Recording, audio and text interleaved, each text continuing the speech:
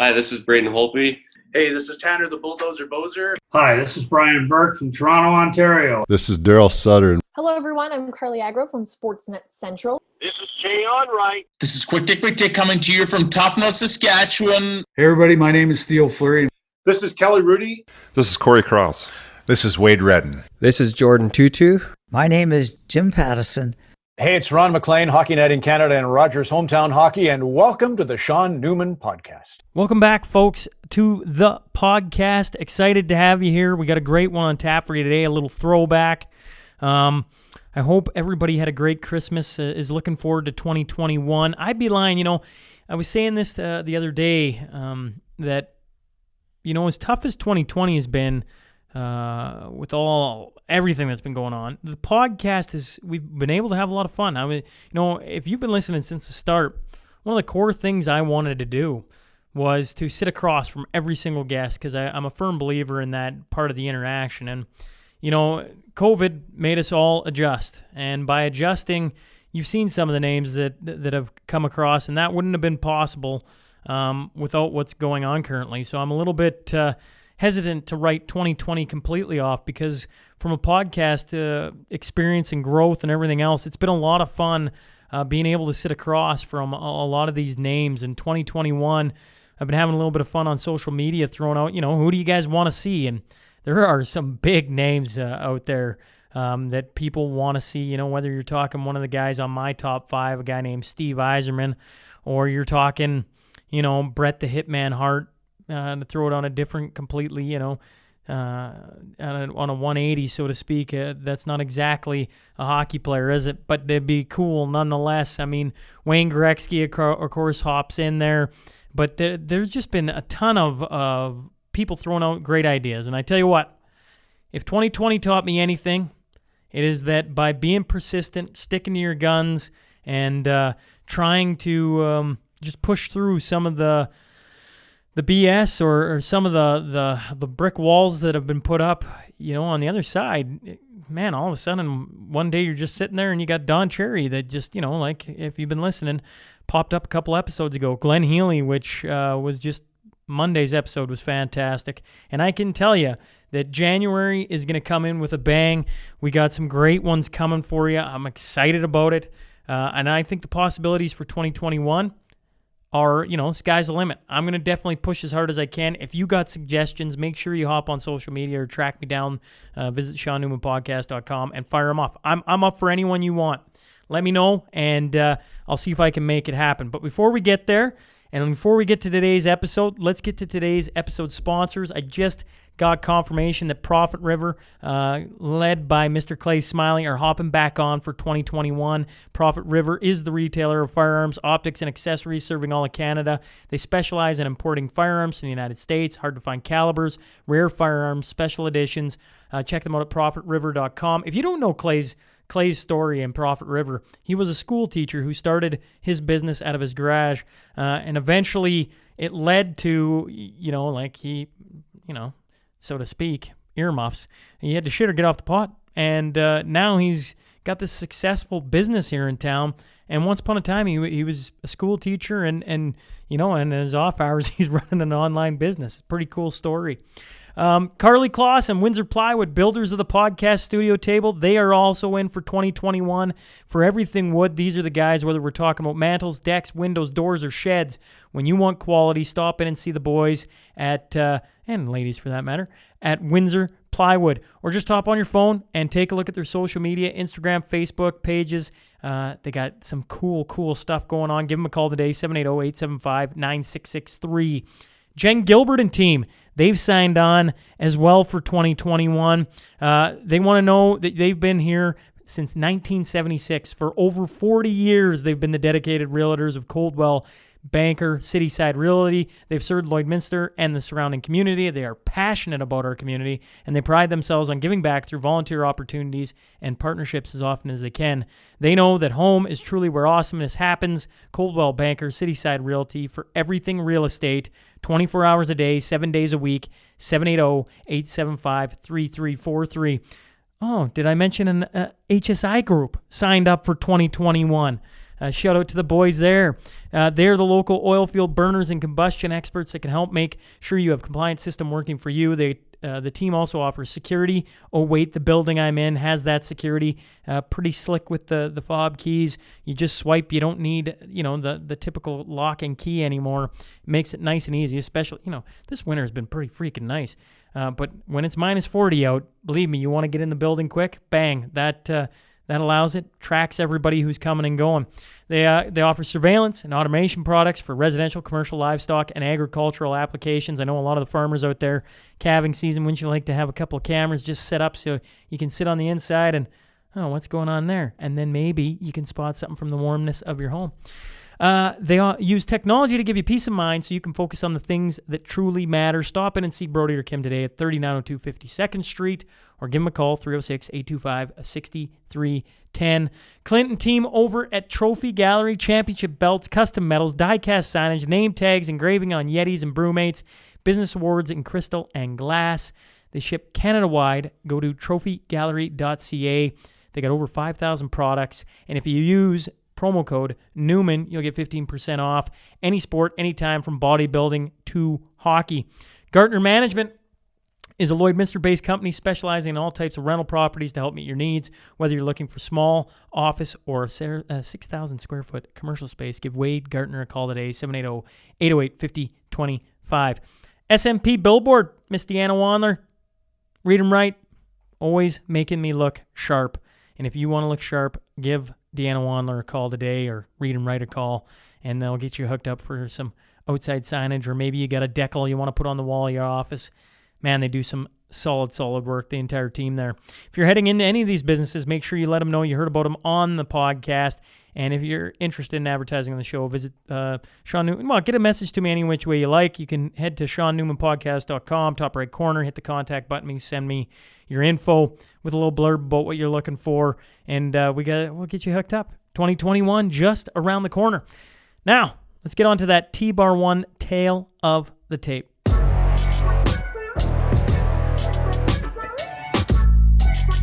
Originally from Saskatoon, Saskatchewan, he played for the Canadian national team at the end of the 60s, going to an Olympics.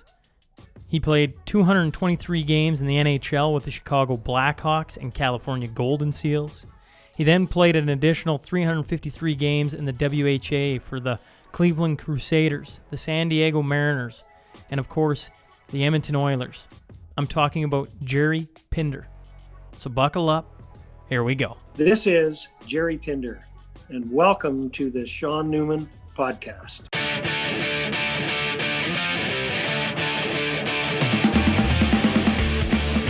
Well, welcome to the Sean Newman Podcast. Today, I am joined by Mr. Gerry Pinder. So first off, thanks for hopping on with me. Yeah, thanks for the call, Sean. I know you had some of my good pals on, so I'm looking forward to it. Yes, we've had Mr. Cheevers and we've had Mr. Skip on. They both talk very highly of you. So, and I've actually had some buddies who've been around when you three have been in the same room together. And I hear it's quite hilarity ensues, is what I've been told. Well, I think it's pretty much proportional to the amount of pops we have when we're doing something, when we have a get together. That's probably fair, and I should probably mention to all the listeners, thanks to Skip for hooking this up. Skipper has been pretty good to me. He's been willing to put me in contact with some people like yourself who can share some stories from the past, and look forward to diving in to your career and some of the places you've played. So yeah, I'm happy to pass along whatever I can. Well, let's start with Saskatoon. You're born and bred in the Saskatoon area. Let's start with just like what was growing up playing hockey in Saskatoon like for you from the early days? It was the greatest place I can think of to be born and raised, and sports was a huge part of our family. And of course, my brothers and I all played a lot of hockey. I played with my brother Herb with Saskatoon Blades and with my brother Herb on the Canadian Olympic team. And my brother Dick and my brother Tom both played pretty serious hockey. So it was just the thing to do. And it was a small city at that time. And everybody knew everybody. It was very competitive. And I can't say enough good things about being raised in Saskatoon. Well, did you grow up playing with a helmet on, Gerry? Let's start real simple here. Yeah, that's a good question, because players been wearing helmets for so long that they probably wouldn't understand this. But my 7th year as a pro, I finally put a helmet on. I got clubbed over the head in training camp and had about 10 stitches in my head.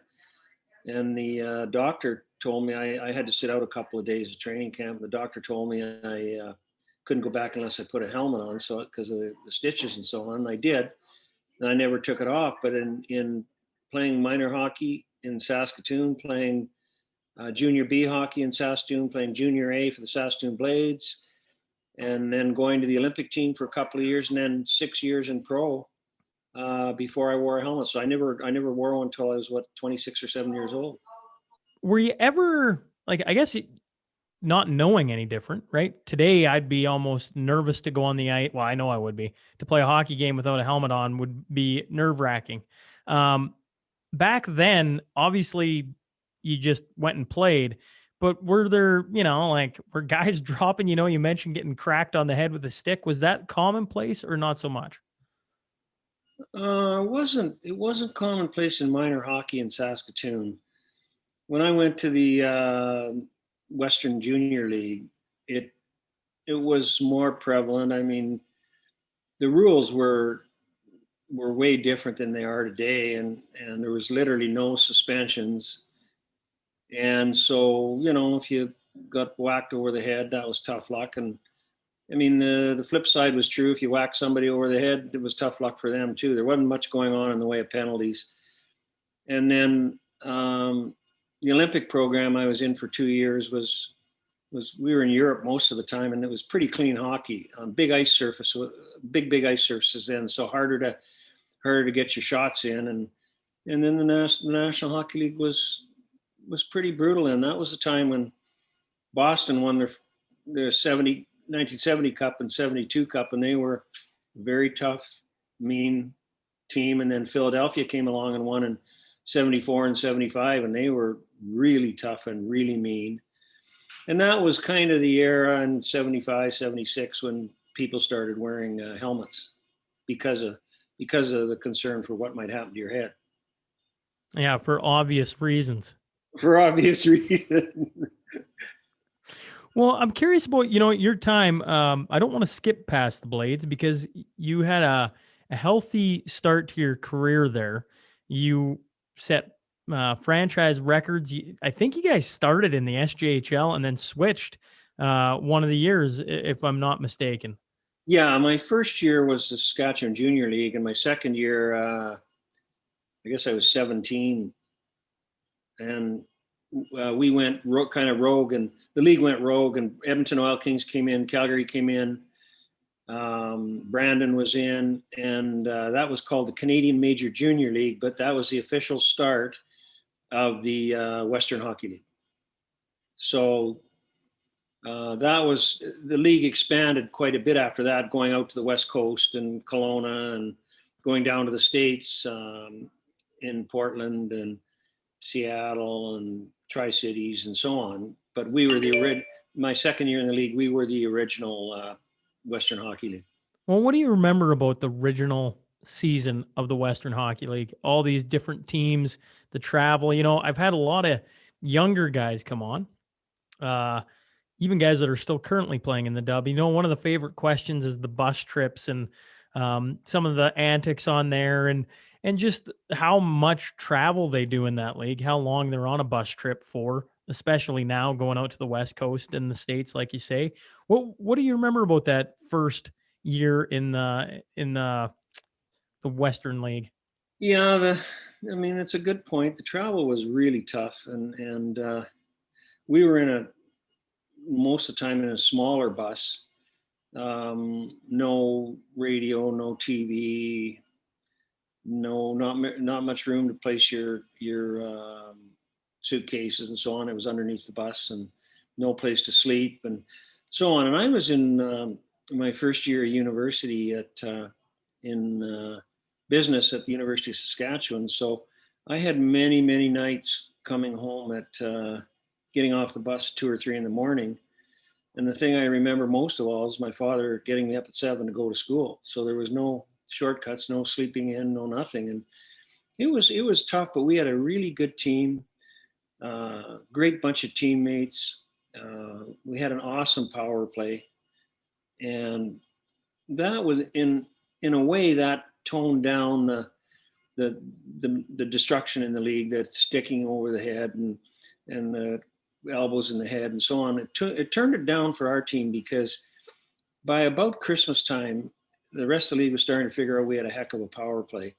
And so they had to figure out another way to stop you besides playing real dirty hockey. So that worked to our advantage in that event, but it was a tough league, a very tough league. Well, that second year, you put up 140 points in like 55 games. Yeah, I played on a heck of a line, and the power play, we had big, strong centerman, Dale Fairbrother, Bernie Blanchette from Eden Miota was on the right side. And then my brother Herb was a key on the power play, along with another one of our defensemen. I believe it was Larry Tronstad. And in those days, it wasn't like they're trained now. You take 45 minutes, 45 seconds, 50 seconds, 60 seconds on the power play, and then you get off and they change. We played almost the full 2 minutes on every power play all year. So it was quite a bit different. And we racked up a lot of points and a lot of wins from our power play. What do you like about the game now? Because I mean, not what do you like? I shouldn't say it that way. Like back then, it was a tough, mean game, to use a couple of your words. And now, I mean, you can't even whack a guy. And I'm not saying that's wrong or right, but that is over what did that be? 50-year span. The game has really changed. It's really more, the skill level, the speed. We hear about it all the time. But you're a guy who played and put up an amazing amount of points and played through the tough, rugged era of it. What do you miss about that time compared to now? Oh, that's a really good question. I was used to that style of play at 17 years old. So I didn't know what it was like to play in what it would be like to play in today's current National Hockey League. But as it relates to the rules, they haven't changed the rules. They've made new rules. For instance, your stick can't come above your shoulders. We used to carry our sticks pretty high when somebody was running at us, because that was your only protection. If you don't get your stick up, you're going to get run over and hurt badly. And so you learned that pretty early. Now you can't do that. The interference issue, you can't interfere with a forward moving into the offensive zone anymore. And that's another new rule. It's a big deal. And I think by and large, the rule changes have been very, very good. There's a few of them that I have a little, I kind of have a little doubt about. One of them is how they call goalie interference. There was no such thing in those days. And as it relates to using your stick or your elbows or whatever, and like we used to do, there were no suspensions really in those days. So if you did something really bad, you might get a 10-minute misconduct, but there was no such thing as suspensions. So the suspensions have really changed the way that the kids play now in the National Hockey League, because you can't get away with doing anything stupid. And don't forget, they have 2 referees.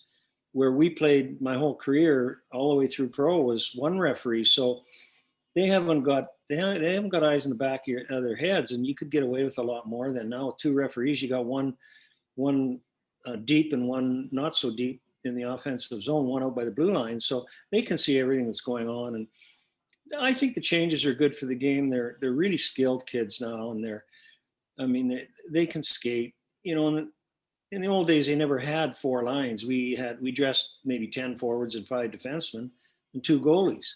So, your eighth, ninth forward maybe couldn't shoot the puck very well, maybe couldn't skate very well. Well, now you got some of your fourth lines are just loaded with really good skaters who can really shoot the puck.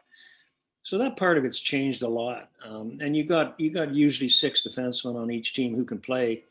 And we went with 4 defensemen every game for 50, 60 games in junior. And then 4, maybe a little bit of 5 defensemen all through my pro career. So it's really changed a lot. And by the way, I think for the better. You've said a couple of things there. I gotta follow up on. Did you say that you were talking about goalie interference? You didn't have goalie interference, so were goalies free? If they were out of their crease, you could run them over? Yeah, a lot of that went on.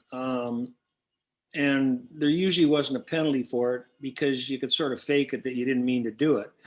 And the flip side of that, I mean, that sounds funny, but that's the way it was. And the flip side of that is that you had several goalies in the league who were pretty wicked with their stick too. So you had to be careful on that side of it. You could only do so much before you'd get what was coming to you. And that was the equalizer for the goaltenders. Who was the goalie you didn't go around because of his stick? Well, when I jumped from the National Hockey League to the World Hockey Association, you've had Cheesy on your podcast, I understand. Yeah. I haven't talked to him about it, but he could wield his stick pretty well. And when we jumped and he was in Boston when I was in Chicago, and so you had to be a little bit careful around their net. And then when we joined forces in the first year of the World League and played together for 4 years, you appreciated the fact that he could clean out the front of his own net because he was really good with his stick. I mean, he was a great goaltender, good puck stopper, and he could take care of himself. So he was one of the ones that in junior, I don't know, I think 70% of the goaltenders were like that. So you could interfere with them all you wanted. There was a penalty to pay if you did a little too much. So it was an equalizer for them.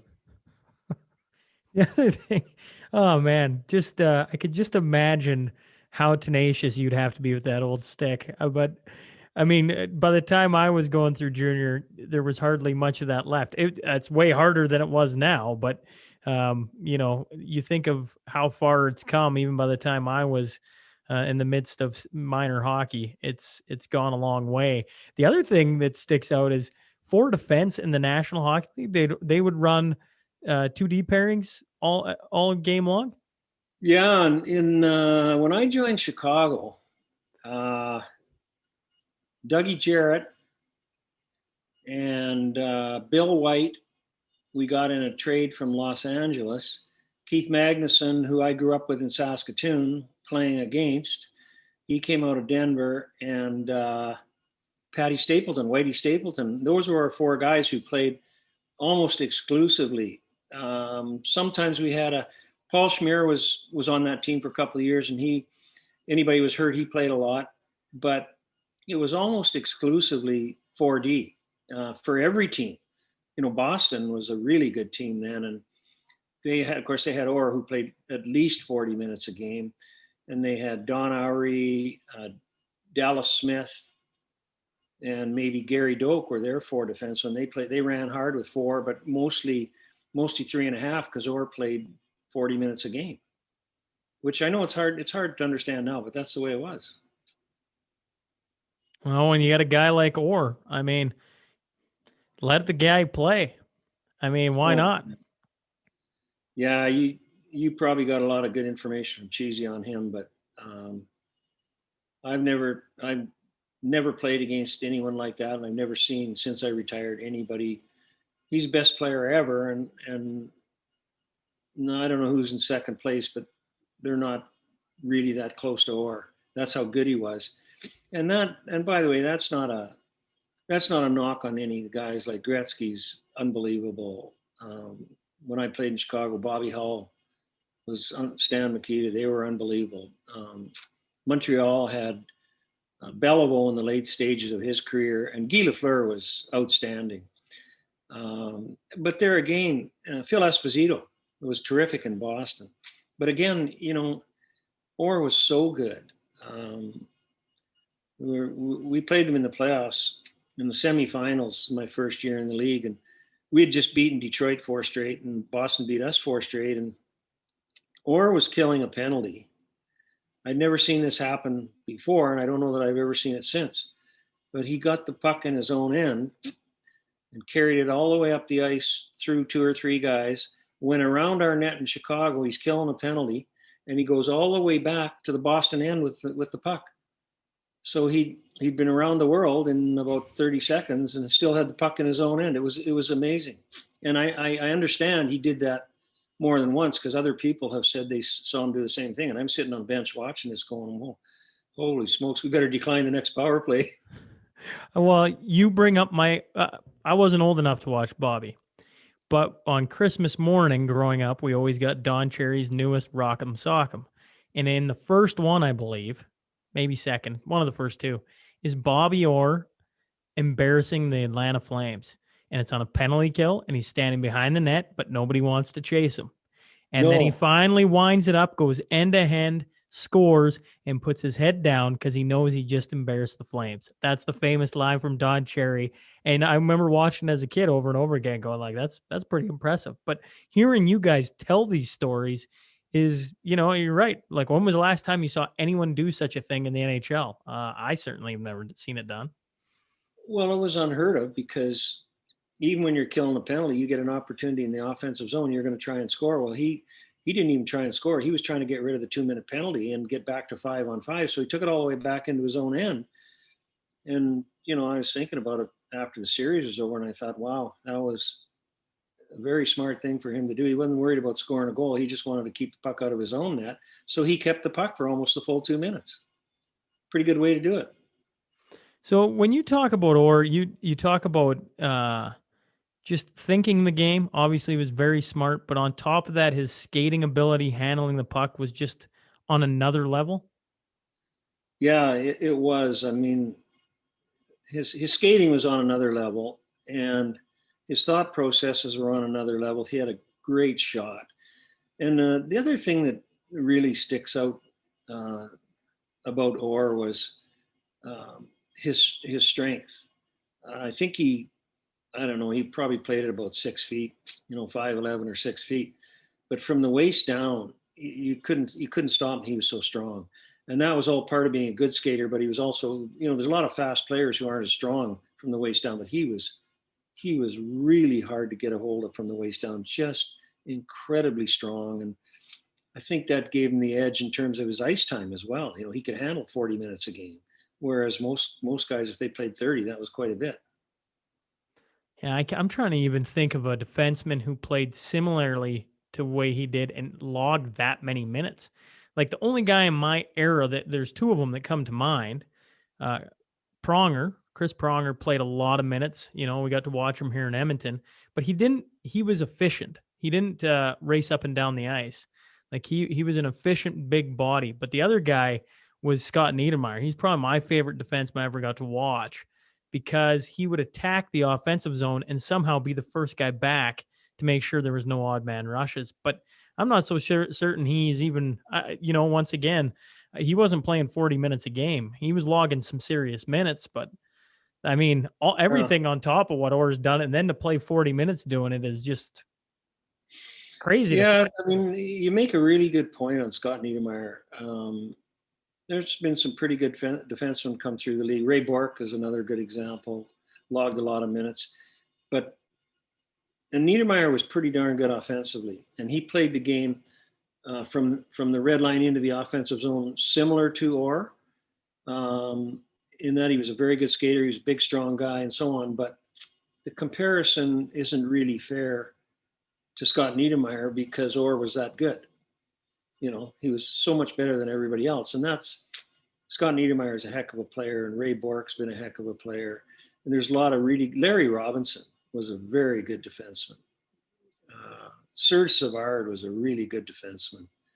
And those guys all deserve a lot of credit. It's just that Orr was in the class by himself, really. Well, I want to talk to you about this Canadian national team. Your Olympic go. You've mentioned it off the hop a little bit. Yeah, just you gotta lead me through this. You go from playing with the Saskatoon Blades.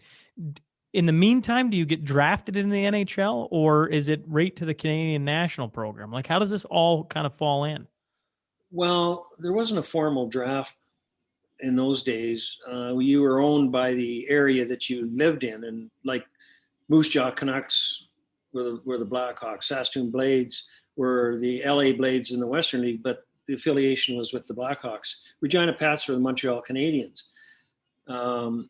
So when I was 18, I'd had that pretty good year in junior. And my brother also had a very good year. He was 2 years older than I was. And we were invited to the tryout for the Canadian Olympic team, which was a full-time team based in Winnipeg. It was started 4 years earlier or 5 years earlier in University of British Columbia by Father Bauer.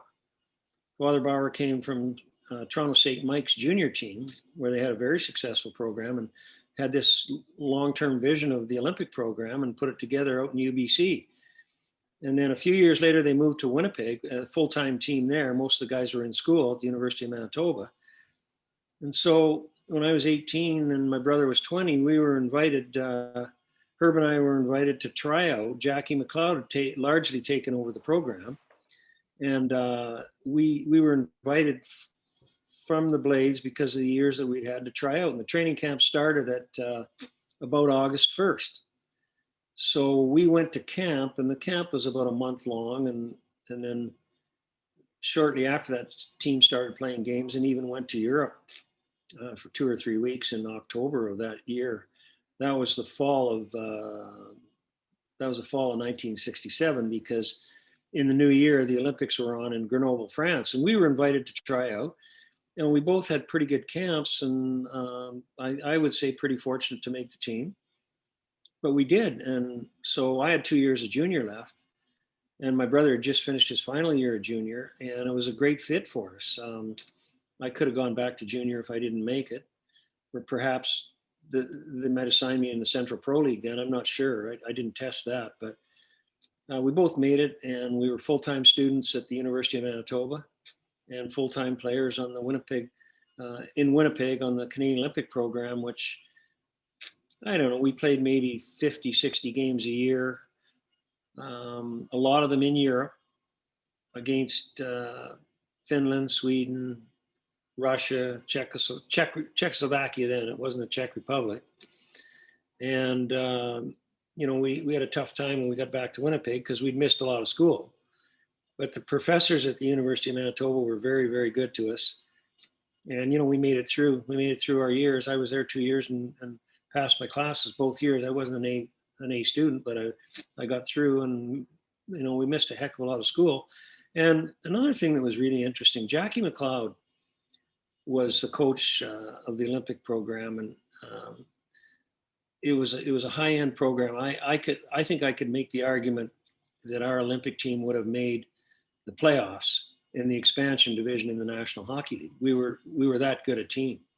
And a lot of the guys had been in the program for 3 and 4 years. Franny Huck, who's a legend in the Saskatchewan Junior League, I think he scored 85 goals one year or something. And he was on the team. I ended up playing with Franny for a lot of the first year.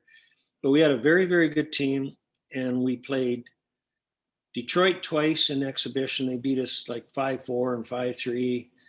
And then we played St. Louis Blues. We beat them twice. We played LA Kings. I think we beat them twice. And we played a few Western Pro League teams, which we beat handily, like 6, 7, 8-1. So we had a pretty good club. Well, it's just, in my time frame, that model sounds like the Soviet model of putting together a group of kids and letting them play as a team and then taking them to the Olympics, where in my lifespan, it's been the Gretzky of the world or the Stevie Yzerman or whoever the group is selecting your Olympic team to go off to the Olympics, so to speak. when you talk about going to school at the U of M and playing hockey for Canada, were you guys then, so you didn't play like, it wasn't like you had every weekend games coming up. Would you just go off and play, don the Canadian jersey and fly over to France and play a couple games and then come home? No, that was the tough part with school, because every time we went, like the first year, including the Olympics, which we were gone for 3 weeks at least, maybe more, we would play probably 6-7 games. You know, we'd play 2 in Prague and in Czech Republic, and we'd play one time we played 2 in Finland and Helsinki and Tampere. Then we were in Sweden, in Stockholm, played a couple there. We went to Norway, played a couple there, played a game in Paris on the way home. And so that would have been 7. We were 7 or 8 games, and we were close to 3 weeks get back. And that was a tough part with school. You had a lot of catching up to do, but at the same time, you had to be at practice at 5 o'clock at the Winnipeg Arena. So there wasn't much spare time going on in those days, that's for sure. How was the 3-week road trip though in Europe? Well, I was pretty young, and you know, I needed nutrition and to eat properly and so on. That was the toughest part for me, because most of the guys were maybe say 4 years older than I was, and they were big, strong, mature guys, and I wasn't quite there yet. So that was the part that was tough on me, was eating properly, because you're eating strange foods, and each country had different foods, and it wasn't like I was my usual steak or something like that we used to do. So that was a tough part. But at the same time, you know, we played on those big rinks over there. They were all 100 by 200. And when the rinks in the NHL were like 185 or 190 feet long. And so in preparation, I didn't know it at the time, but in preparation for a professional career in the National Hockey League, that was the best thing I could have done, because I think over the 2 years, it really helped my skating. You had to really be able to go to get to somebody on a 200-foot rink and 90 feet wide. And so I learned a lot, and Jackie McLeod was an excellent coach. I learned an awful lot from him. So that, you know, there was a lot of good things about those 2 years, including the fact that I was able to get 2 more years towards my business degree, which proved to be pretty important when I retired. So all in all, wonderful. And especially in I guess it was February of '68 when we played in the Olympics in France, in Grenoble, in the mountains in the eastern side of France near Switzerland. And that was a big deal. I mean, I remember every moment about it. And that was before I'd turned pro. So now, in those days, there was no professionals allowed in the Olympics. And even though the Russians and the Czechs for sure were what we would term as professionals, because they were full-time hockey players, Russia mostly were in the Russian military, and therefore had all the time they wanted to play hockey. They didn't do anything military. All they did was play hockey. But they wouldn't allow the United States or Canada to have any professional players. And that's why Father Bauer's concept was so good, and Jackie McLeod took it over, and it was a wonderful concept. And again, in '68, we had a heck of a team, a really good team. So what was the Olympics like then? Well, we were under lockdown, you know, for, I don't know, about 2.5 weeks, I think it took. And we were in a Olympic Village. We were in a high rise that, I don't know, we were up pretty high in the high rise. I don't remember what floor, but we ate, you just walk out your door and walk a block, and there's Olympic Village where a big restaurant, and you get all kinds of different food, and anything you really needed. It was a tough grind, because the sleep part was difficult. It was very exciting to be in the Olympics, and get proper rest was hard. And we were a real good bunch together. We were, like I say, with Jackie, we were in Olympic Village. You're under lockdown, so there's nothing you can do that would be negative towards your training or playing hockey. So it was a pretty good atmosphere. There was an opening ceremonies which we weren't allowed to go to because we played the next day, and you had to be standing around on your feet the whole afternoon in the opening ceremonies. the interesting thing, we played the final event of the 68 Winter Olympics. The final event, I believe it was a Saturday night, and we played Russia for the gold medal. And we lost the game, unfortunately, 5-0 to Russia, but we had a heck of an Olympics. And there was no closing ceremonies in those days. They played the Russian anthem because Russia beat us. So the team that won in international hockey, they always played their anthem. And that was pretty hard for me to take because, I mean, it was a brutal anthem. And it just went on and on and on and on. We just lost a big game. We got to sit and listen to this Russian anthem, which was terrible. And that was a tough thing to do. And then after the Russian anthem, we got our medals, and the Russians were the last to get theirs because they got gold. And then they played a couple of songs in the rink in Grenoble. It was a big new building, about, 18,000 seats maybe. And of course it was full for the gold medal hockey game. And they played a couple of songs that got the people rocking, and that was the closing ceremony. I mean, it's changed so much now. It's crazy. Absolutely crazy. They played a couple songs for the closing ceremonies in a rink. Yeah, that was it. There was no official closing ceremony or anything. And if my memory serves me correct, the event that was on before our final event, which was our game, was the finals of the figure skating. Because when we came into the building for our game that night, we stood around for a while watching these gals figure skate, and it was the gold medal figure skating event. That would have been second last event, and then our hockey game, and so that was it. The Olympics were over, and we stayed overnight on the way home in I think it was Frankfurt, but I could be wrong. I think it was a Frankfurt flight to Montreal, but we took off out of Grenoble. Got the next day, we had no time to celebrate. We went to Frankfurt, and then we had a little bit of a celebration there that night. It was subdued because we didn't win gold, but we hop on a plane the next morning and we're back to Montreal, change planes, go to Winnipeg, and Monday morning you're back in school. That's what it was like. Would that have all been televised would that game have been televised back here in Canada? Our gold medal game against Russia was televised. And I think various events in the Olympics were televised. And it wasn't like Olympic coverage as we know it today, but they were televised. And of course, the problem with our hockey games was that it was, say 7 or 8 o'clock European time. So it was, 9 or 10 in the morning in Canada. And you play all week, and probably most people were working. And I don't know whether those games were televised or not. I don't remember that, but it wouldn't have been a huge audience. We had a heck of a big audience for the final game. I know that. We found that out when we got back to Winnipeg. And I just thought of this, but an interesting story on when we got back to Canada, which was about a day and a half to 2 days later from the final game. And we were roundly criticized in the Toronto and Montreal papers for not winning the gold medal. And we were bitterly disappointed to be treated like that in the press.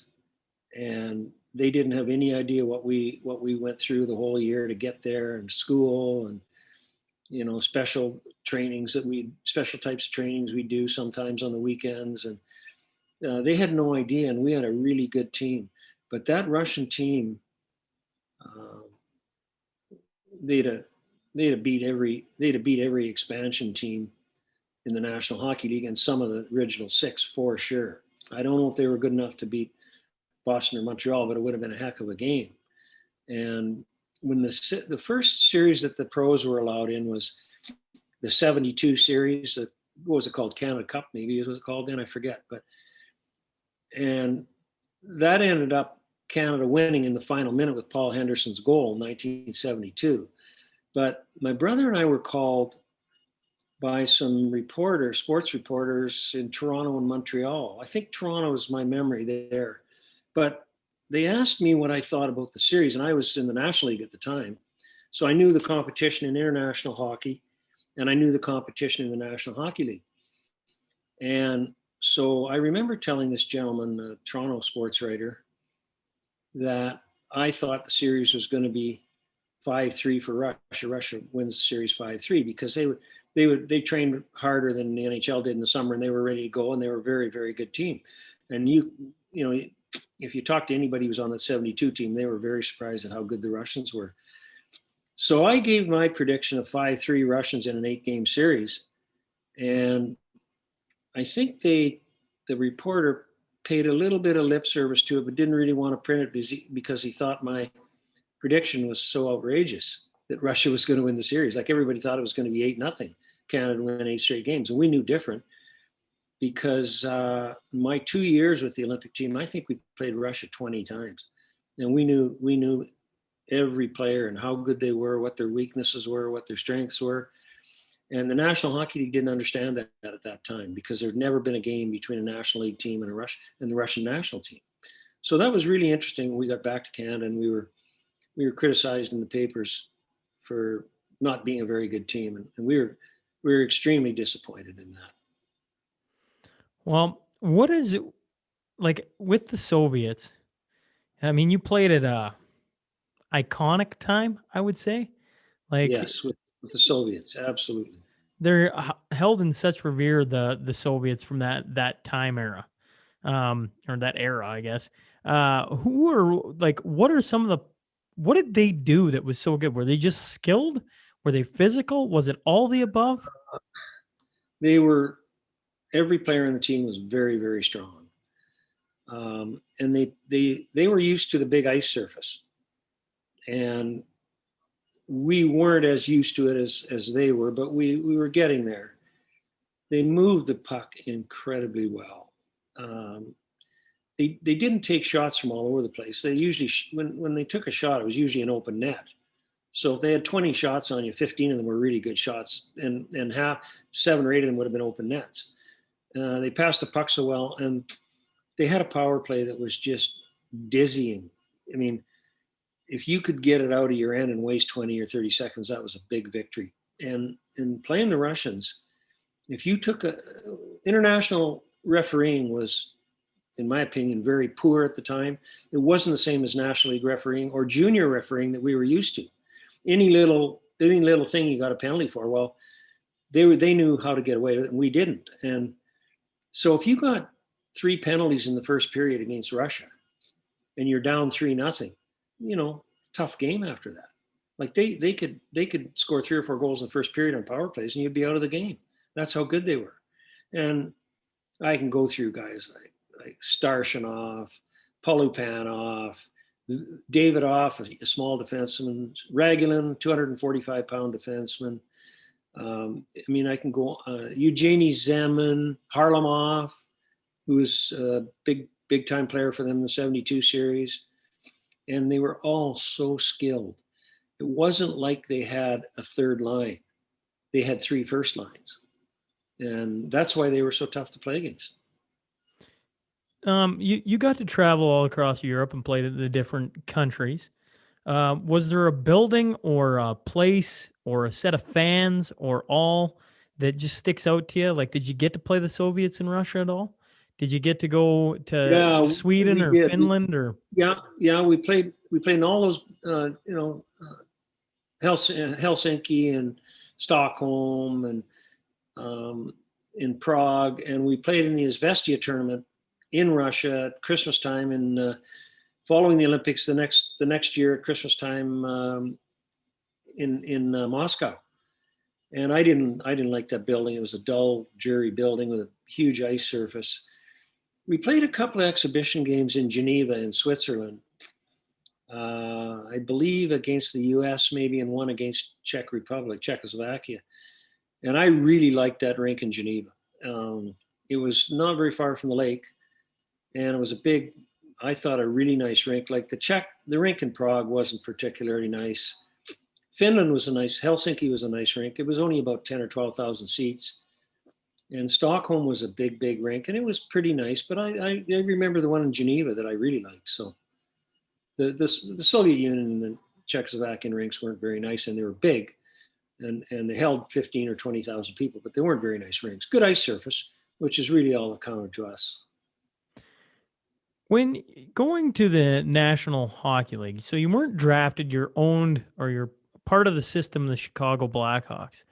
What was walking into training camp with guys like Bobby and Dennis Hull, Stan Mikita, Tony Esposito? Like, what was walking into the famed Chicago Blackhawks? Yeah, that was really interesting because I left the Olympic team in the fall of 1969. The team was going to be disbanded. And why did you think that? Actually, yeah, because the World Championships, about 5 or 6 of us decided to stay one more year for the World Championships in 1970. We played in 69, the World Championships were in Stockholm, Sweden. And in 69, they were in Winnipeg. Or in 70, they were in Winnipeg. So we decided we'd stay one more year. And then the National Hockey League stepped in and sent about 6 pros to our camp in Winnipeg, again in August. We stayed at St. John's Ravens Court in Winnipeg. And, they sent Guy Lapointe, Al McNeil, Swoop Carlton, Wayne Carlton, Jim McKenney, who played for the Leafs for a lot of years. I forget who else. There's 1 or 2 others. And they were going to prop up our team against, to try and win the World Championships in Winnipeg. Well, the fight was already brewing about professionals not being able to play in the World Championship. And so we kind of put 2 and 2 together, and with Jackie McLeod's help, he advised me to turn pro because it didn't look like the World Championships would be canceled in Winnipeg and go somewhere else.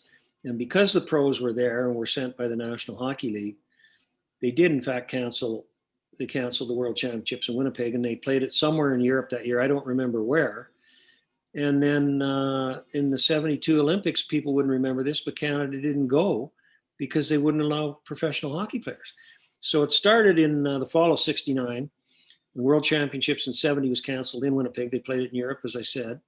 And then in the 72 Olympics, Canada didn't participate because of the professional issue. And everybody in hockey knew then that the Swedes and the Czechs and the Russians were all professionals, and it wasn't really a fair fight, for lack of a better way to put it. So that's what happened and I didn't go to camp in Chicago. You didn't go to camp in Chicago? No, I left the Olympic team in September, and Chicago camp was already on, and so we had to sort of put together a strategy, and we got an agent who actually was Alan Eagleson, and Alan got in touch with the Blackhawks, and we started in negotiations. And we'd agreed on a contract, and Alan and I flew from Saskatoon to Toronto. Alan met me at the airport. We flew to Chicago to sign the contract. And we get down there, and this is fall of 69. And there'd been some sort of a glitch, and what we had agreed to and what they had agreed to were 2 different things. So I couldn't believe I couldn't believe my eyes. So I said, Alan and I had to go outside the office and talk. And I just said, let's go, let's get out of here, because it wasn't the same deal as what we'd agreed to a couple of days before. And so we left. Alan flew back to Toronto. I flew to Toronto and then straight out to Vancouver to enroll at UBC and play in the Western Pro League out there for the Vancouver Canucks, who weren't in the National Hockey League at that time. Well, the contract got sorted out about 4 or 5 days later. And Chicago was on a road trip, the last road trip before camp ended. They were playing the the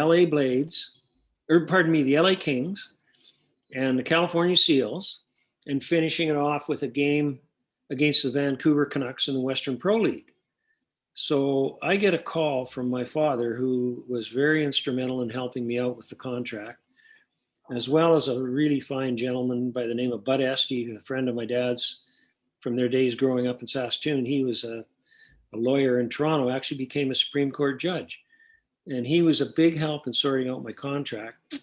So I got a phone call in the hotel I was at in Vancouver, and my father said, we got the contract sorted out. You can sign it in Vancouver. And by the way, they're playing the Canucks tomorrow night. Be there at 5 o'clock. You're playing. So I went down to the Canucks rink the next day at 5 o'clock, went down below the rink and into the dressing room. And I walk in the dressing room and went up to Billy Ray, he was the coach. And I said, "Oh, Billy, hi, I'm Gerry." I'd met him once before, but I don't think he remembered me. "I'm Gerry Pinder. I'm supposed to play for you tonight." I didn't know what to do. And I was 20 years old.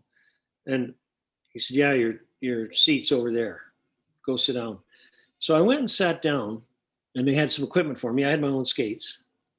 And it was amazing. Like, I think it was Pitt Martin and Dennis Hall or something. I was in between them.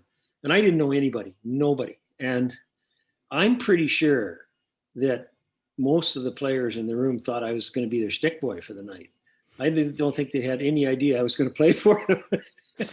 And it was an amazing day because I was really nervous. I mean, I didn't know anybody.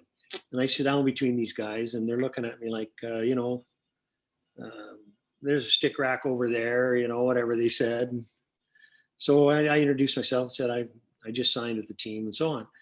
And then the other three rookies that year were Keith Magnuson, Cliffy Coral, both of whom I grew up with in Saskatoon and played against all through my minor hockey. They'd come out of Denver University. And the fourth rookie, myself, Cliff, and Keith, and Tony Esposito. Well, that was Tony's rookie year. He'd played a little bit with Montreal a year before and then came to Chicago. So it was interesting flying. We drove to Seattle after the game, caught an overnight flight all night to Chicago. And Tony had come out of Michigan Tech. And when I was younger, I'd been offered a scholarship with, I think it was John McGinnis at Michigan Tech was the head guy. So Tony must have known that I had been in school, and I didn't know anybody on the flight, the overnight flight. So I was kind of sitting by myself, and I got up to walk around a little bit, and he says, "Pinder, come on, sit down." So I sat down with Tony and we chatted, and he said, you were in school, were you? And I said, "Yeah, I was at the University of Manitoba." And he said he graduated from Michigan Tech, and we had a pretty neat conversation when I didn't know anybody. And then when I got back to Chicago, I went down to stay at the hotel downtown, the Bismarck, which the whole block, the Bismarck block, was owned by the Wirtz family, who owned the Blackhawks, still do own the Blackhawks. And training camp was essentially over. Those were their last three games. So we practiced for about 4 or 5 days and then played opening game in St. Louis. So I never even attended training camp. It was pretty amazing. What was your first regular season game like then, walking into St. Louis, like being a part of that, strapping on the Blackhawk jersey, like just... I was a big Blackhawk fan all my life, and a big Bobby Hull fan, and Stan Mikita, Whitey Stapleton, all those guys. And of course, Gordie Howe fan, because he was from Saskatoon. He was in Detroit at the time. And it was amazing. It was, I was so excited. Like, I couldn't sleep the night before in the hotel in St. Louis. And I ended up, I don't know. I think I played, a fair bit, maybe somewhere between 18 and 22 minutes. And we lost 5 or 6-2. And I scored both goals for the Blackhawks. So 2 Genos in your first game. First NHL game. And I'm not sure if the guys were mad at me or if they were happy for me, because, it's all about ice time. And it was a different era then. And of course, once I got to know the guys, they're a great bunch. And we had a really good team. And guys like Bobby Hull are good friends of mine to this day. And he was very, very good to me in my rookie season. I didn't even know how to drive on a freeway. And, I got an apartment out by the airport in a nice area out there. And, after I got out of the hotel downtown and got moved into my apartment, I went down to practice and I had to be careful where I was going down the freeway. And I finally made it to the rink. Fortunately, I left about an hour and a half early because I knew I'd get lost. And after the practice, I was driving back to the apartment. I still had to move some furniture around and do all the things you have to do and get some groceries. And I was driving for quite a while and I thought, I don't know if I've made my turn here. So I got off on the next exit and I went to a gas station and I asked the guy at the gas station, I'm living in Schiller Park and such and such an exit. How much further is that exit? And he said, oh, you're about 15, 20 minutes past that exit. You go underneath here and get back on the freeway and go the other way and you get off in such and such an exit. So I missed my exit. I didn't even know what a freeway was. It was amazing. Steep learning curve. Well, in fairness to you, you're going from the prairies to Chicago. I mean, that's a big booming metropolis. Oh, it was, I don't know, 6 or 7 million people at the time. I'd never seen anything like it. Never. And the Chicago Stadium was unbelievable. I mean, there's no better hockey fans in the world than Chicago Blackhawk hockey fans. The year before I got there, they had finished in the original 6th division. They had finished in 6th place, and we played pretty well. Tony Esposito won the Vezina Trophy, and we finished in 1st place. And so the whole year was very exciting because they were coming off a 6th place finish. And this particular, my first year, we finished 1st in the division, and we beat Boston by maybe 2 points or something. And so it was a very exciting year. I couldn't ask for anything more. I mean, I was on a really good line the second half of the season with Jimmy Pappen and Pitt Martin, and we all had pretty good second half. So I was excited. It was disappointing to lose to Boston in the semifinals, but they also went on to win the cup and had a very, very good team. Compared to these days where it looks like players have 1,000 sticks, as many pairs of skates as they could possibly humanly want, equipment out the wazoo in general. How was it back then? When you walked in the Chicago Blackhawks, was it like, hey, Gerry, here's 10 wood sticks, start breaking them, and we'll just keep supplying you? What was it like when you showed up in Chicago equipment-wise? Yeah, I had my own pair of skates, but you had to have 2 pair then in case you broke a blade or something like that. And so they got me another pair right away. And the Northland people, I believe it was Northland Sticks, came very shortly after the season started and took my measurements, the kind of stick I wanted, with the kind curves were kind of just starting then, although Bobby Hull had a big, beautiful curve on his stick, and Stan Mikita also had a big one on his. And so I got a stick and sawed it off to the length I wanted and showed them the kind of curve I wanted. And shortly after that, about, I don't know, maybe 20 or 30 sticks showed up. And they were wooden sticks in those days. So, of course they broke quite a bit. And we'd have a second stick on the rack on the bench in case we broke one. And, if you broke 2, somebody had to run back to the dressing room and get you another stick. So I was well looked after in terms of equipment and skates and sticks for sure. What was the practice? I mean, what was it like going to the rink every day with Bobby Hull and just the list of Hall of Famers that we keep mentioning? Were practices like just a thing to behold? Were you in awe of what was going on, or were you just having a grand old time, through those couple of years? That's a good question. I would say both. I was in awe and I was also having a great time. And it was I was lucky in a way to go to a team where, Hull and Mikita were the best players, but Bobby skate by me and when we were doing our warm-up skating and tapped me in the rear end and said, pick it up, Pinder. And he was a very hardworking guy at practice. So it was a heck of a lot of fun. It was a learning experience, but more than that, I saw these 7, 8, 10-year, 12-year pros who worked pretty darn hard at practice. And that was really good for me. It was good for my career. That's for sure.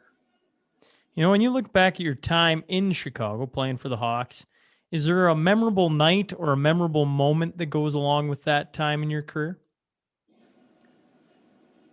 Oh boy. Certainly the first game in St. Louis, even though we lost, was pretty memorable. And then at that time, Hockey Night in Canada was out of Toronto on Saturday nights. And we went in to play the Leafs. And I was informed before the game by somebody on the broadcast crew that I was going to be interviewed in between periods. And I sort of went, oh, what do I do? I don't really want to be interviewed. I guess I don't have any choice. And I knew my family back in Saskatoon would be watching the game. And, we regularly beat Toronto in those days because we did have a very good team. But I was pretty nervous in that first period, knowing full well what I had to do after the period. I had to go into this interview room and go through an interview with, I can't remember if it was Dave Hodge or who exactly it was back then. But I remember that very well because of how nervous I was and the fact that I didn't really want to go to the interview, but I didn't have any choice. So that was an interesting memory I have. I think my second year, the 7-game Stanley Cup final against Montreal, where we lost in Game 7 in Chicago to lose the cup. We were up 2-0 about halfway through the game. And Jacques Lemaire, who was a terrific hockey player, I gather a very good coach too. I never played for him, but he was rushing the puck and he came over the center red line, 2 or 3 strides over the red line, and he could really shoot it. And he let a slap shot go, went over Tony's shoulder, and it was 2-1. And then Henry Richard went wide on our defense and cut to the front of the net and scored. It was 2-2, and then Henry Richard scored again, 3-2. So we lose the Stanley Cup final in Game 7 in Chicago, and that's not a good memory, but it's certainly a memory I've never forgotten about. Well, you got to play in a Stanley Cup final, go to Game 7 with 2 original 6 teams. I have to assume the Madhouse was pretty mad rocking that night walking in. I got to watch, Gerry, I got to watch the highlights today. I looked it up on YouTube and got to watch the Game 7 highlights broken down, and I got to see the goal from just over the red line blown in. And you could see it was a very cool, I don't know, to just kind of warp yourself back to the time and throw yourself in the Chicago Stadium and see the Canadians and the Hawks going at it for Game 7, the Stanley Cup Finals. Yeah, it was so loud in the stadium, especially as the year progressed in my first year there, because we ended up in first place. Then the second year progressed again because we were moved to the expansion division. I think there was another 2 teams that came in. I think it was Buffalo and Vancouver, and I think Buffalo went to the original division. I can't remember. I have to look it up, but we won first place the second year in the expansion division, and then we end up in the finals, and the fans were just wild.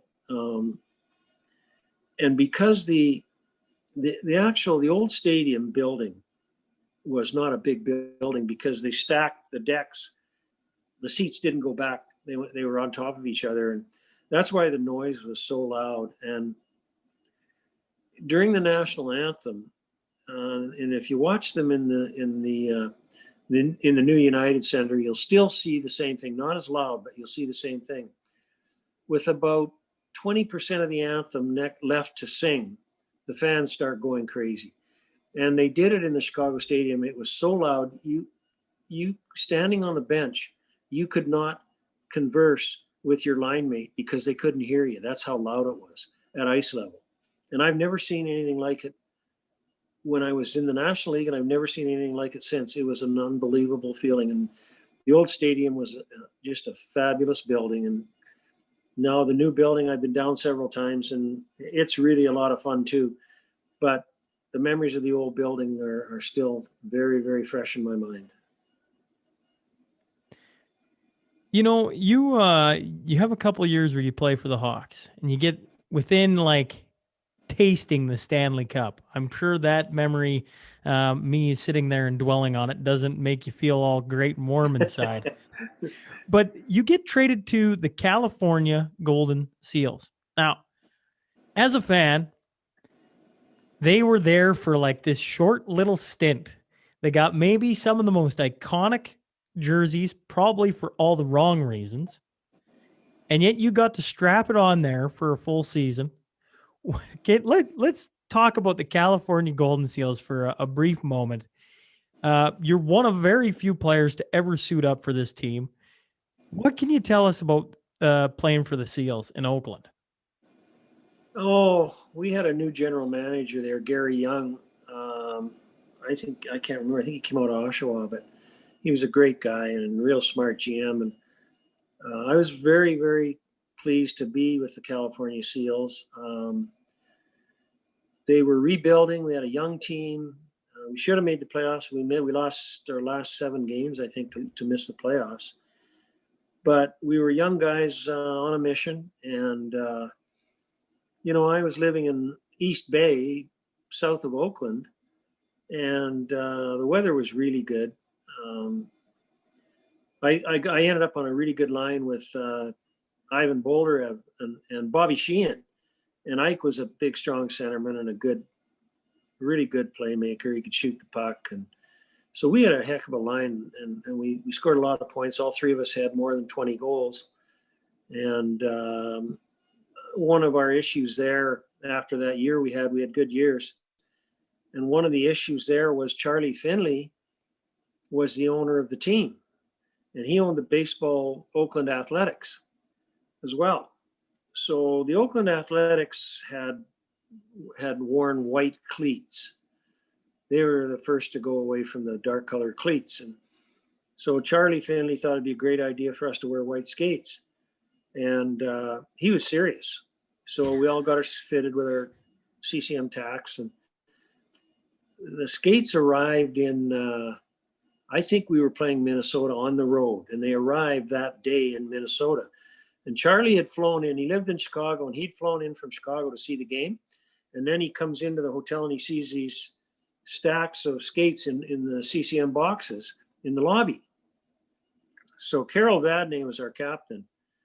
And Carol, we all talked about, like, we couldn't wear them that night because they're too stiff, and we'd lost, 10-0 to Minnesota. So we had to figure out a way that we could talk Charlie into letting us wear our other skates, because he'd flown in from Chicago to see this. And so Carol had this long talk with him in the lobby before we got on the bus to go to the game, and finally convinced Charlie that we had to skate on these things for about 4 or 5 days before they were broken in. Otherwise, we'd get beaten badly because we'd be hard to turn, hard to stop, you name it, because they were pretty stiff leather in those days. And he finally gave in, and we didn't have to wear them. But 2 or 3 games later on the road, we'd practiced with them. And so we go out in warm-ups with white skates, first time ever in the National League history. And the funniest part about the whole thing was the interesting comments we got from the players on the other team during warm-ups about our white skates. And some of them I can't repeat, but it was interesting. There would be 10 players on the other team that made comments to us about those white skates. And we just kind of had to shrug and go with the flow and play as good as we could do. That's all we could do. I'd read that Mr. Finley wanted or insisted that the skates remain as pristine as possible. So after Yes. periods, he'd be having the trainers repaint them to cover any scuffs. Well, it was interesting. He was a stickler for that sort of thing, and there's two elements to the white skates. One was don't get injured on the California Seals because the trainers don't have time to treat you. They're always painting the skates white. That was the first thing. And the second thing was the last 10 or 15 games of the year, my skates were so heavy from 6 or 7 layers of white paint on them that I could hardly stand up. And every little scuff mark you got along the boards would be sort of a dark mark on the white skates. So, every third, fourth, fifth game, whenever the trainers had time, and it was at the expense of the guys with injuries, we'd walk into the dressing room before practice, and there they were painting our white skates. And so I don't know how many layers of paint I had on mine at the end of the year, but I know my skates were way too heavy for me. And so my experience with white skates was, I would say, less than satisfactory. That's a great story. I mean, the California Golden Seals. I just have this idea, and I'm probably off on it, but you walk into the locker room, there's the trainers sitting there painting the skates. There's like 4 or 5 guys sitting there smoking a cigarette because they're just like, what the hell are we doing here? We're painting skates in between periods. I can't even move in these things. Like, what is going on?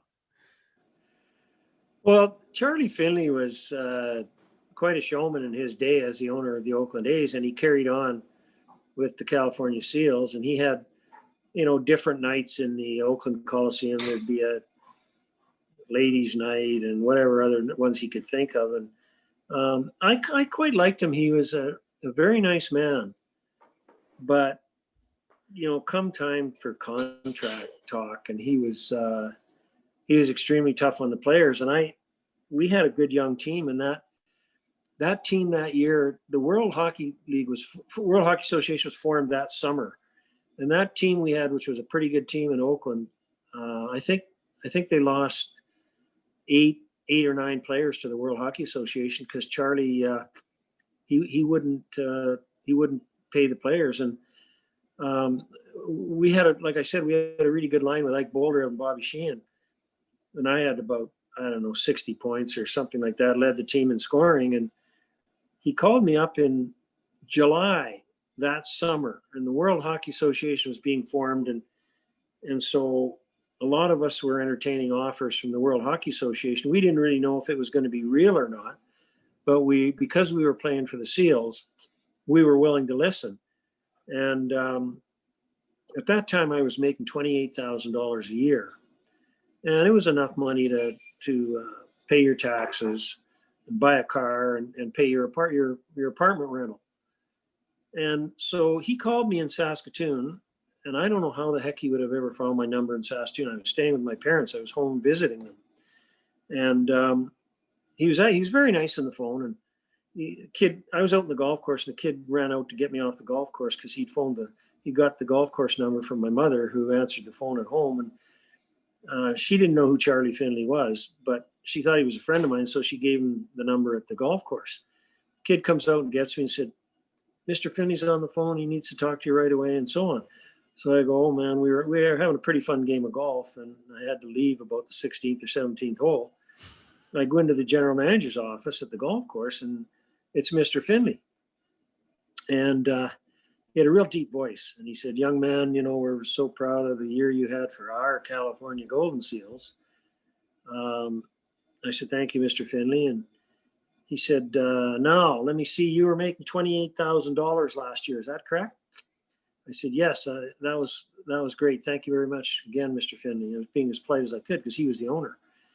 And he said, well, just to show you how much we appreciate your contributions, I'd like to offer you $28,500 to play next year.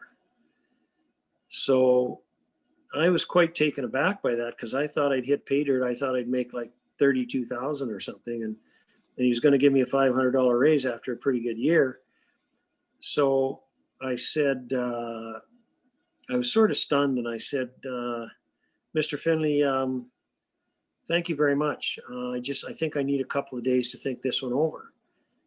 he said, young man, that's just fine with me. You think it over for a couple of days. And then if you decide you want to play for the California Seals, my offer still stands. So that's kind of the way players were treated in those days. Score 60 points, get a $500 raise. Yeah, I mean, it sounds ridiculous now, but that it wasn't just me. It wasn't unusual for my first year in Chicago. Bobby held out for, I think, 120,000. He was, he and Orr Orr was the best, and Bobby was top 5 for sure. And he sat out 20 games. And he didn't win the battle with the Hawks, and had to come back with what they had offered him. And so the best player in the world, top 5 in the world, was making around 100,000 before the World Hockey Association. And it was just a different world. It was the owner's world. And you were literally owned by the team, so you had no options. There was no such thing as free agency. And that's the world we lived in. And I had a really good year with the Seals. Loved it out there, by the way. I really enjoyed it. We'd come home off a road trip, and we'd be home for 2 or 3 weeks because our road trips were very long. And we'd go on the east side of the mountains, east side of Oakland, and there's good golf courses. After practice, we'd go and play golf, and all of that was new to me. I'd never done that during a hockey season before, so I really enjoyed it, and I would have loved to have gone back to the Seals. You gotta tell me a story about. I've read about the Golden Seals and the different nights they'd have to try and entice fans to come in, and some of the shenanigans that went on. What was one of the best nights that you can recall where they brought in whatever to try and bring fans in? Yeah.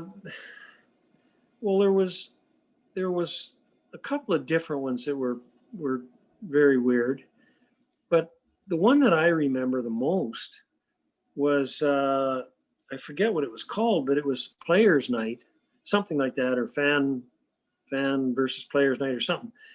So instead of getting ready for the game, we were out interacting with the fans for some period of time before warmups, and I'd never ever seen that happen before, never since.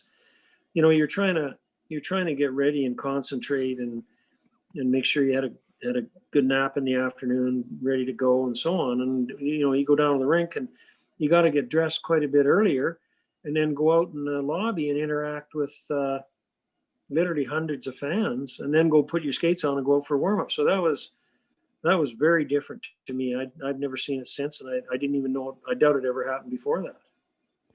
What were some of, you say the word weird? I'm curious now. What was a couple of the weird ones? Oh boy. Well, he owned the Oakland A's at the time, so it was a hockey game, but it was a baseball night.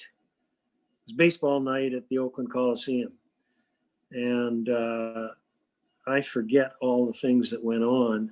And in fact, there were quite a few Oakland Athletic baseball players, I believe, at that game because it was baseball night. So, you go. We used to draw pretty well in Oakland too. It was about a 14,000 seat building, and we used to be close to sold out most of the time. And so you go out for warm-ups, and you go out during the game, and they're announcing so-and-so from the Oakland Athletics, and he'd wander around, shake hands, and we were playing a hockey game, and I found it to be very, very different that we'd be playing a big game that we needed to win every game to make the playoffs, and it was baseball night. So they were talking, the announcer was talking baseball all night, and I didn't quite pick up on that. That wasn't my idea of a hockey game. Why, with the WHA that comes in and they lure a bunch of NHLers over with a bit more money, essentially, is the way I understand it. Obviously, you can tell us how it went for you, Gerry. But what was it about Cleveland that was attractive? And was it the Cheevers? Was it the guys like that brought you there, or how did you end up in Cleveland? Well, I had originally been taken in the WHA World League draft by the Edmonton Oilers. And I wanted to stay down in the States. And so I just said, just trade my rights or whatever you do then. And they traded my rights to Cleveland. And then the biggest single motivator to go to the World League for me was Bobby Hull signed with the Winnipeg Jets. And his accountant in Chicago was the same gentleman I had as an agent / accountant. And Bobby signed for $2 million. I believe it was $1 million bonus and $250,000 a year for 4 years. So that was unheard of. So it was essentially $500,000 a year for 4 years. It was unheard of. And so my accountant / it was Bobby's. He's the one that introduced me to him, actually. And he called me and said, it's legit. They just signed Bobby for so much and so on. And so then we started negotiating seriously with Cleveland, and they were very good about it. I mean, we knew the owner quite well. Nick Maletti was the owner, and Bill Needham was the coach. And I went down to meet them. I went down with, actually Skippy Craik and I met on the airplane on the way down. And we were both going in to meet this was in, I think late July. And we were going down to meet the team owner and the coach and see the building and this and that. We went to a baseball game, Cleveland Indians baseball game. And Skippy and I had played against each other for the 3 years that I was in the National League. And so we got to be good pals on that trip. And he was liking what he was hearing, and I was liking what I was hearing. And then Cheevers, whom I didn't know very well at the time because he was with Boston, he had signed, and he got a hell of a deal in Cleveland. So we thought, well, Paul Schmierer, who was a good buddy of mine with Chicago and then was in the same trade when I went to the California Seals, he was negotiating with Cleveland also. So Paul and I were in touch, and we looked at our offers and said, let's go. And Skippy said, let's go. And pretty soon we'd assembled a pretty darn good team. And I was happy to stay in the States, and I was happy to, I'd lived in the East, Chicago, arguably not the East, but I'd lived down there. And when I visited Cleveland, I really liked it. Great city. And that just kind of fell into place. And I knew several of the guys that jumped, like Cheesy and I got good pals, and Schmierzy was a good buddy of mine. Skippy became a real good friend. Gary Jarrett, Ray Clearwater, Bucky Buchanan, Paul Andrea. We had a really good team. So I was kind of drawn there because I didn't think, first of all, they were really good to me. And secondly, I didn't think that I had much chance of actually making any money with the Seals because, we felt like Charlie Finney was in it for the long haul being the owner, and he was not prepared to pay anybody. And I think he sold the team probably 2 years, maybe 3 years later. But that would have been, if I'd have stayed there for another 3 years, say, that would have been a huge part of my career, stuck not making much money. And I saw it as an opportunity in Cleveland, plus great group of guys too, really good group of guys. So it was a fun deal. I was happy as heck to go. I mentioned with the California Golden Seals that it's a time that very few players got to experience because they were only there for a short period of time. Well, the WHA is another thing that only lasts, 7 years? 72 to 78, 79, somewhere in there. Like it's such it was 6 years, I think, yeah. A real brief period. I assume in my brain, I go, the WHA is like the NHL. I just assume it was the same thing in different cities. But you played it with Cleveland. You played 4 seasons. What was the WHA like for us folks that never got to witness it? Well, the first year, I think there were 12 teams. So the big thing would be that the NHL had probably 14 teams then and 12 more major league teams in the World Hockey League. So the team on the ice in the National Hockey League and in the World Hockey Association was watered down a little bit because all of a sudden you had 20 times 12, you had all those new people being in the major leagues, and some of them were from the NHL, and a lot of them were from the American League. So it watered down the National Hockey League, and it also watered down the World Hockey Association. Of course, it had never been formed, so watered down is not the right word. But so your top 10 players on each team were pretty darn good. Your bottom 6 maybe weren't so hot. And then that was the era of Boston won the Cup in 72, and then Philly in 74 and 5. And it was the era of the goon squads coming into the National League and the World Hockey Association.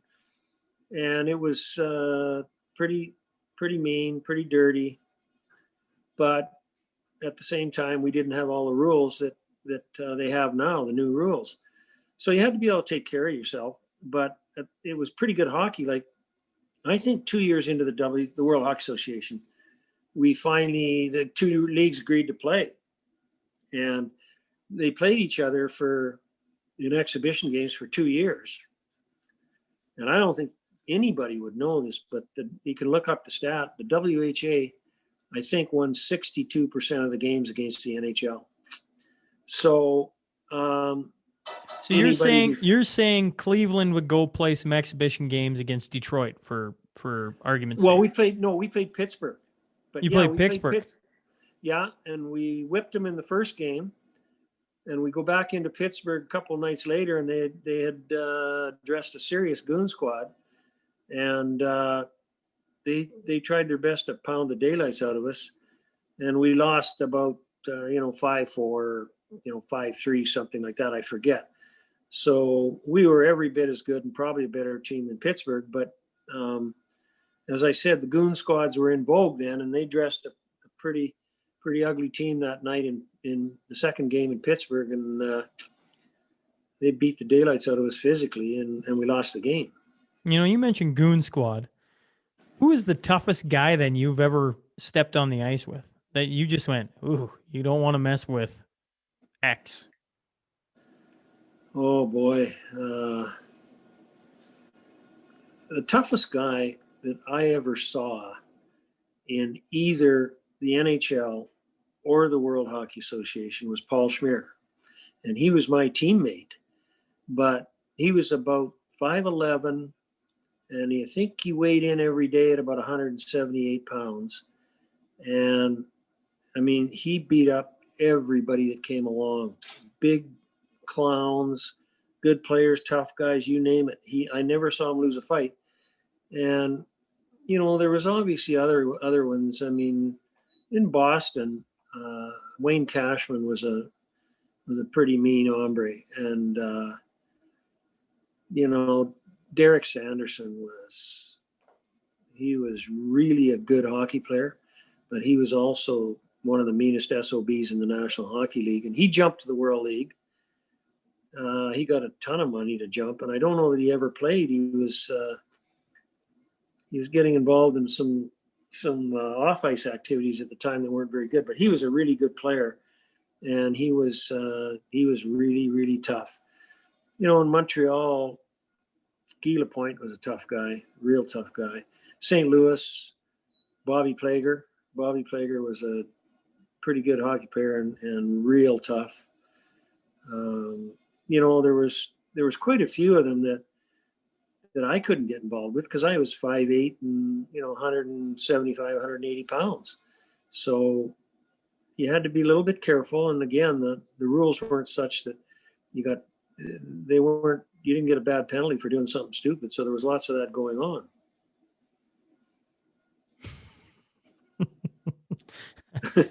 I just enjoy I was thinking in my head, I was always told as a young guy, well, not told, I just inferred, I guess, that you had to be a big guy in the NHL. And since I started doing this podcast, I think of Dennis Plonich, who is my size, 5'6", 5'7". I think of Theo Fleury, once again, roughly the same size. And now I keep hearing your sizes at 5. You're not a giant of a man. And and actually, the more I dig into it, there's quite a few guys that were small and talented and a little bit fierce, not willing to back down from anyone. And they had very successful careers. Yeah, I mean that you were allowed way back when. Well, even when Theo played, and Theo was a wonderful hockey player, but you were allowed to protect yourself without being suspended. And if that meant you had to protect yourself with your stick, so be it. And so as long as little guys were, they had a little bit of jam and they were prepared to protect themselves, and then we were fine in the league. I mean, if you got into a fight, it was pretty tough because it was generally with a guy quite a bit bigger. So, you kind of hang on for dear life. But overall, the big thing I take from what was going on then and what's going on now is you were allowed to protect yourself. Now you're not. And the other thing is in today's National Hockey League, it's all speed and skill, good shooters. And so they're not, you don't have to protect yourself as much as you did back then because they play a different style altogether. And it's a very good style, by the way. I like the style they play, but it's, you're talking 30, 40 years ago, and that's a long time. Yeah. Yeah. Well, let's, I've had you on now, Gerry. I don't want to hold you all night. I certainly can sit and listen to the stories of old all night, but I think let's move into the Final Five, the Crewmaster Final Five. A shout out to Heath and Tracy McDonald, who've supported the podcast since the very beginning. Just 5 quick questions, go as long or as short as you want. As you've noticed for me, I'm willing to sit and chat it for as long as you got, but we'll do 5 more nice and quick. The first is a favorite of mine. If you could sit down with anyone, just like I'm doing, to pick their brain about their career or about their experiences, who would be the one guy you'd want?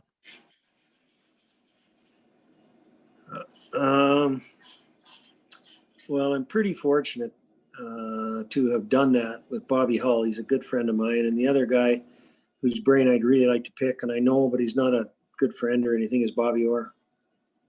Yeah, Bobby. Well, both great, solid choices. If you could pick line mates today to go on, to take on your line, who would you put on with you? That are playing today? Yeah, today or in the past, don't matter. Yeah, good. That's a really good question. I mean, the obvious answer would be Connor McDavid. And the second or first guy that I would want to play with is Bobby Orr. Toss Bobby Orr up on the front. Well, he was a rover. He didn't really play defense. He was all over the place, and he's the only guy. He was such a good skater. He could do it and do it very well. But it's interesting that he's called a defenseman. But if you watch many clips of him, I would take the attitude that he was a rover, not a defenseman. If you were traded and could bring one player with you, who would you take? A former teammate. If you were traded from a team, what former teammate would you bring with you? I was fortunate in that regard because when I got traded to the California Seals, Paul Schmierer was in the trade. And then when I jumped to Cleveland, Paul jumped to Cleveland as well.